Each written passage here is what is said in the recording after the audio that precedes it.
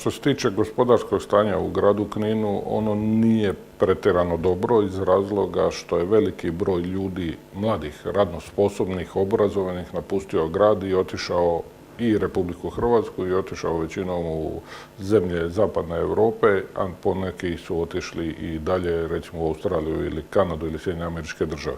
Samim tim Knin nije u pozitivnoj toj natalitetnoj situaciji, s druge strane ljudski resursi su osnova svega.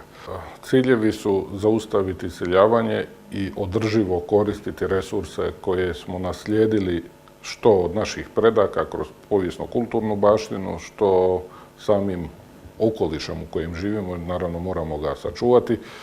Gospodarstvo koje želim vidjeti je razvijeno, tehnološki napredno, ali ono što sam svjestan u ovom trenutku da mi možemo konzumirati odmah i u ovom trenutku ono što je vezano uz turizam. Zbog čega? Zbog toga što postoji veliki interes i Hrvatska je turistička zemlja. Cilj nam je skrenuti određeni broj tih ljudi koji dolaze na obalu i koji imaju možda drugačiji duh što se tiče i poimanja kulture i odmora i avanture da dođu u Knin. U Nacionalni park Krka koji na Skradinski buk gdje vam dolazi 1.200.000 ili 300.000 posjetitelja godišnje, nama treba samo 5% tih ljudi da dođe u Knin. I već smo napravili puno, a imamo im što pokazati od najvišeg vrha Hrvatske Dinare do izvora rijeke Krke i same Krke kao takvog jednog bisera ovog područja, te kulturno-povijesnog okruženja gdje je Knin, naravno većina poznato, bio sjedište Hrvatske države, sjedište najveće hrvatske biskupije i tako dalje. Naravno, na turizam se uvijek oslanja i proizvodnja hrane, jer turisti žele jesti domaće, žele probati domaće stvari. Mi, hvala Bogu, tu imamo mogućnosti i potičemo ljude da idu u tom smjeru. Što se tiče ostalih stvari, kroz program integralne regeneracije želimo otvoriti 3 inkubator, to je informacijsko-inovacijski inkubator koji bi za cilj imao privlačenje i visokotehnoloških tvrtki. Ima interesa, čak ima interesa za otvaranje i biotehnoloških tvrtki, ali u ovom trenutku grad Knin ne raspolaže s niti jednim prostorom koji bi jednog mladog poduzetnika ili poduzetnika početnika, pa čak i onog koji nije početnik, zadovoljio u bilo kakvom smislu, upravo iz razloga što nisu riješeni imovinsko-pravni odnosi i u proteklih 22 pa i 50 godina, ako idemo unazad, nitko nije posvećivao pažnju i kad je posvećivao imao je strah da ako krene u to da će to dugo trajati. Pa ljudi, jednom moramo krenuti s tim. Zato smo na sjednicu vlade 4.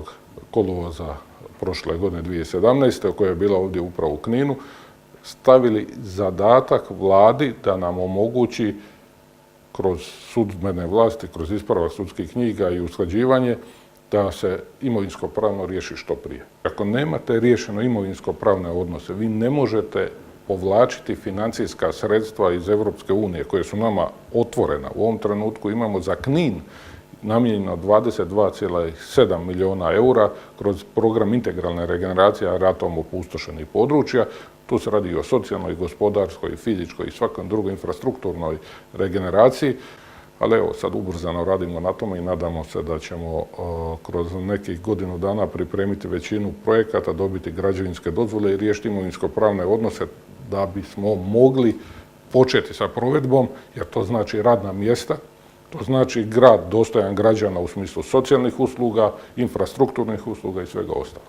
Na kraju ovog mandata koji je još 3 godine i recimo 3 mjeseca, ako uspijemo prodoći do kraja, jer nikad ne znate, očekivam da ćemo imati riješeno većinu imovinsko-pravnih odnosa, zapošljavanje ljudi u turizmu i turističkim projektima, u poljoprivredi i pokretanje novih start-upova, znači malih informatičkih tvrtki koje se bave nekim inovativnim stvarima i u prehrani, u svemu ostalom gdje se mogu naći, jer ovaj prostor to omogućava, ovaj prostor je bogat raznim stvarima i želim da ovdje ljudi dolaze živjeti, ne da odavde ne odlaze.